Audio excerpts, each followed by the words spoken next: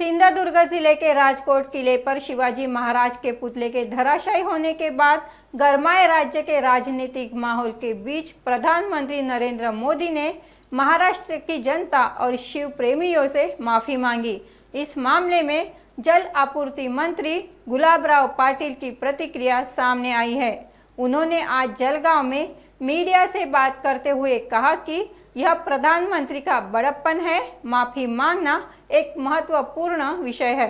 याच्यातच मोठं पण म्हणावं लागेल की जे आमचं आराध्य दैवत आहे त्याच्या बाबतीमध्ये जी चूक घडलेली आहे त्याची माफी मागणं या देशाच्या पंतप्रधानाने, याचाच अर्थ असा होतो की आराध्य दैवत हे आराध्य दैवत राहतं आणि त्याच्यावरची श्रद्धा ही अढूळ असते, हे त्यांनी या ठिकाणी सिद्ध केलेलं आहे। निश्चितपणाने बरोबर आहे, माफी मागणं सुद्धा एक महत्त्वाचा विषय असतो। शेवटी कबूल करून घेणं ही काही छोटी गोष्टी नाही, ती 140 कोटीच्या देशाच्या माणसाने पंतप्रधानांनी छत्रपतींना मोठं मानलंय, ही सगळ्यात मोठी गोष्ट आहे।